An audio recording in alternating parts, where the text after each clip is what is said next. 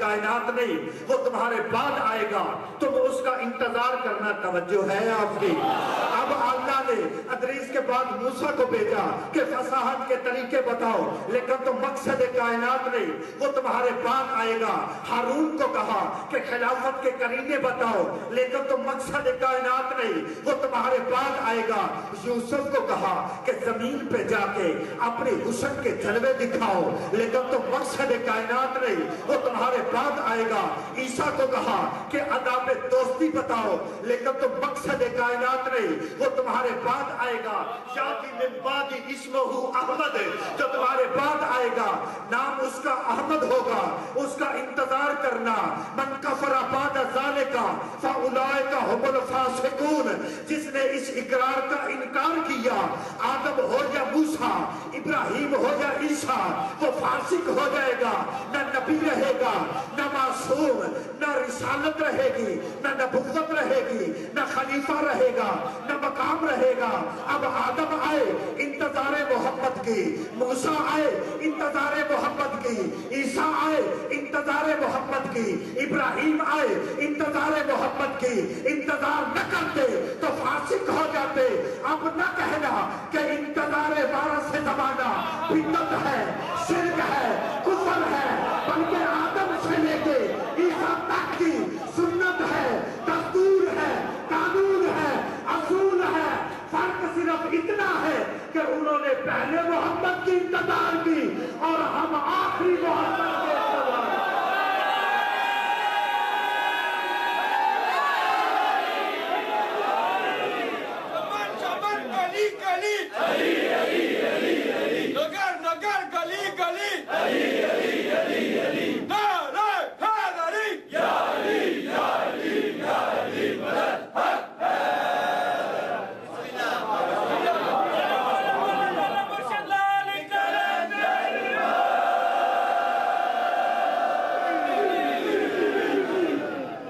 اپنی عظمت کو سمجھے ہو؟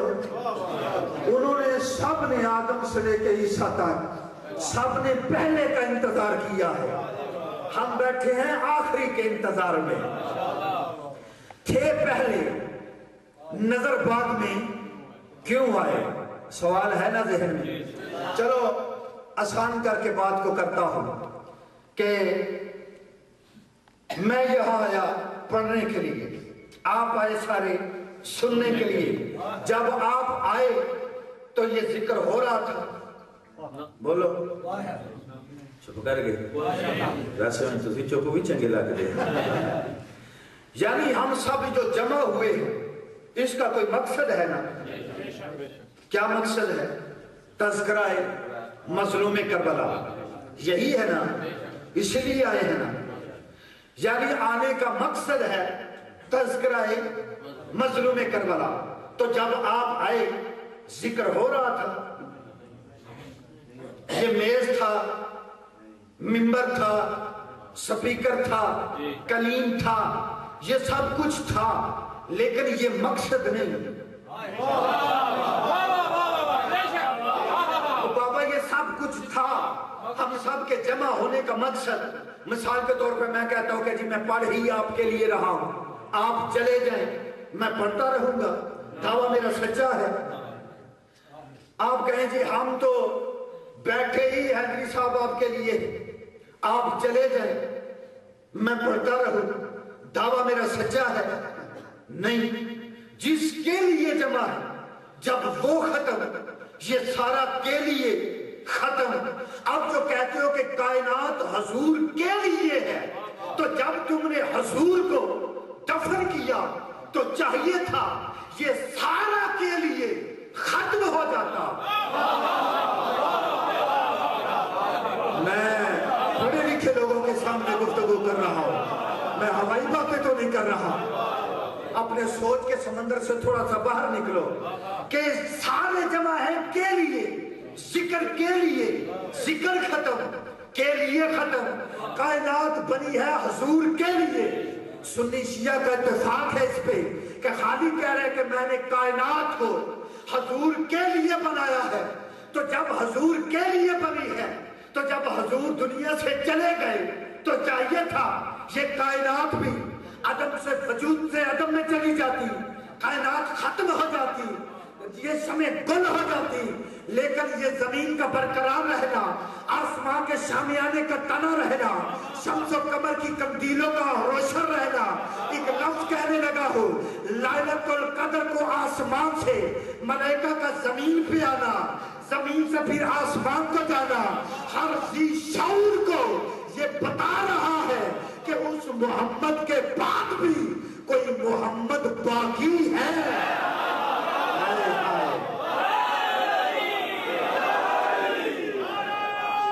جن کا ایمان ہے محمد باقی ہے، پوری قوت سے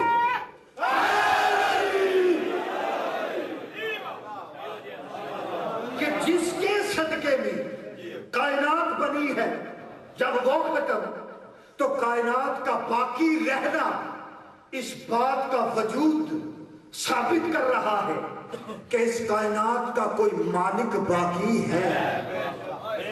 کائنات باقی ہے، انسان باقی ہے، ہمارے وجود امام کے صدقے میں ہے یا نہیں؟ اگر کوئی بندہ کسی اور کے صدقے میں جی رہا ہے تو وہ مجھے بتا دے کس کے صدقے میں ہو۔ سورہ آل عمران جا کے قرآن اٹھا کے پڑھ لینا۔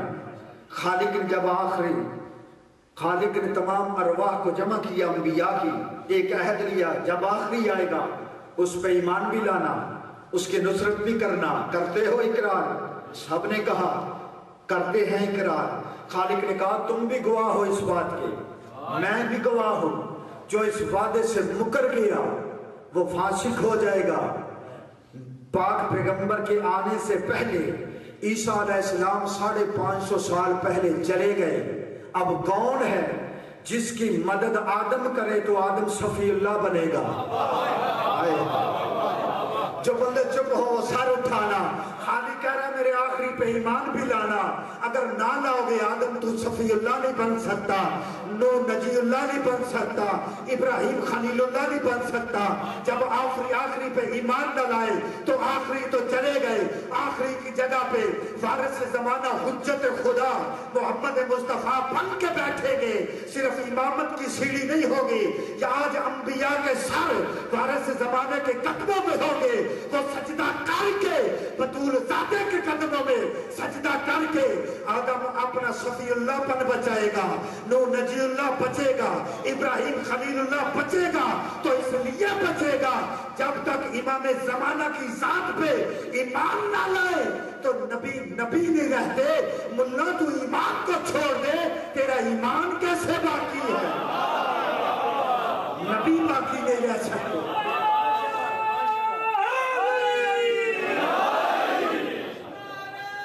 آپ جیئے، خالق آپ کی زندگی کریں۔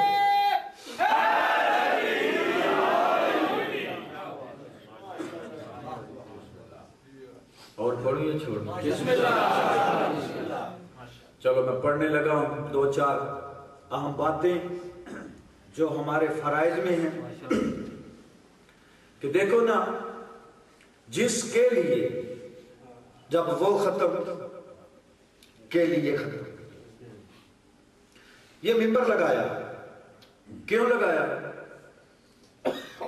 یہ ذہن میں سوچ لے کے جانا، دعا دینا اس جملے پہ مجھے، جب بھی یاد آئے گا اس نوکر کے لیے دعا ضرور نکلے گی۔ یہ منبر لگایا، مقصد کیا؟ تذکرہ مظلوم کربلا، یہی ہے نا؟ بات کو جگہ دینی ہے دل و دماغ میں۔ منبر لگا مقصد میں، مقصد کو ظاہر کرنے کا انتظام ہے۔ منبر لگایا، مقصد کیا ہے؟ تذکرہ مظلوم کربلا، یعنی اب پڑھنے والا موجود نہیں، یہ سب کچھ ہے، لیکن انتظامیہ نے انتظام کیا، منبر لگایا، سپیکر لگایا، تاج سجایا، ذوالفقار کو سجایا، سرکار کا تاج رکھا، دستار رکھی۔ یہ سب کچھ کیوں کیا؟ سب کچھ مقصد ہے؟ نہیں، یہ سب کچھ مقصد نہیں، مقصد ہے وارث زمانہ۔ لیکن یہاں سپیکر لگا کے، میز کرسی رکھ کے، قلیل بچھا کے، اب مقصد ہے تذکرہ مظلوم کربلا، یعنی مقصد کو ظاہر کرنے کا इंतजाम किया कि जितना हम कर सकते हैं वो हमने किया है। हमने यहाँ पे मिंबर लगा के, दस्तार सजा के, ये सर का ताज रख के ये सब कुछ क्यों किया है? मकसद को जाहिर करने का इंतजाम किया है। सरकार के इंतजार का, आप ये सही है, सरकार के इंतजार का मकसद ही यही है कि मालिक जितना हम कर सकते थे वो हमने किया है।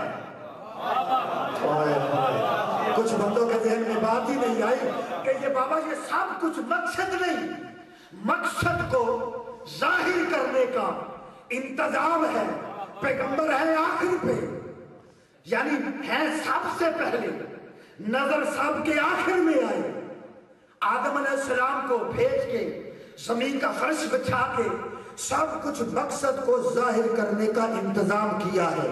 हम भी आज ये मिंबर लगा के, दस्तार को रोजाना रख के मालिक के रोजाना इंतजार में बैठे हैं।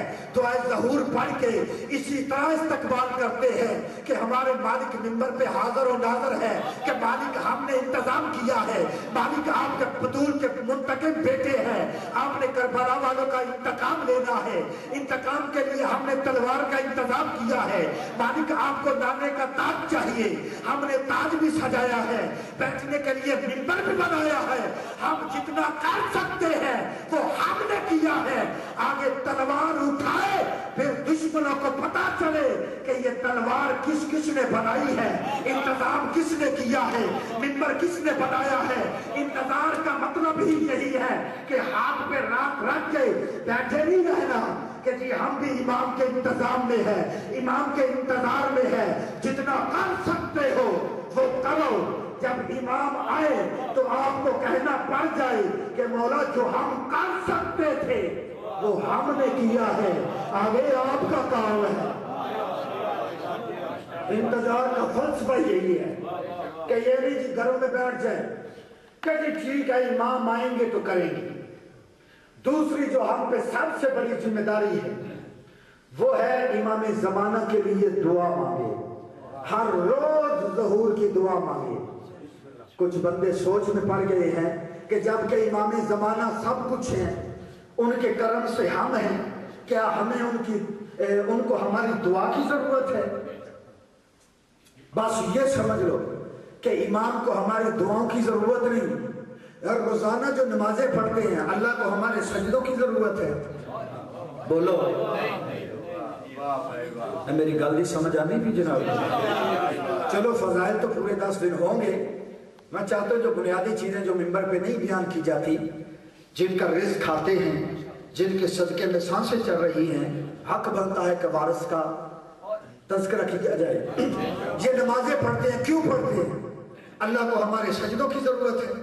अगर इसलिए पढ़ते हो कि अल्लाह को सजदों की जरूरत है तो याद रखो ये नमाजें मुंह पे मारी जाएंगी। अल्लाह को सजदों की जरूरत नहीं, सिर्फ वो हमारा खालिक है, हम मखलूक हैं, हम वो उसकी इबादत करके अपने माबूद की अबदियत का इजहार करते हैं कि वो हमारा खालिक है, हम मखलूक हैं, इसके सिवा और कोई फलसफा ही नहीं है। अपने अब्द होने का इजहार करते हैं। हम भी हर रोज खड़े होकर इस्तकबाल करके वारिस ज़माना के सामने दुआ मांगते हैं। दुआ मांगने का फलसफा ही ये है कि वो हमारे सरदार हैं, हम उनकी रैयत हैं, रैयत होने का ऐलान कर रहे हैं कि शरीफ रैयत अपने सरदार के लिए दुआएं मांगती है। तीसरी बात कि हर मुश्किल में अपने मुश्किल को शाह को पुकारो, हर मुश्किल में वारिस ज़माना को पुकारो कि अगर वो हर मुश्किल के मुश्किल कुशा नहीं तो फिर पुकारने का हमारा फायदा ही नहीं। ये जरूरी नहीं कि काम आपका 10 दिन बाद हो, आप बाद में पुकारे, 10 दिन पहले पुकारे, नहीं, तलवार आपकी गर्दन पे हो।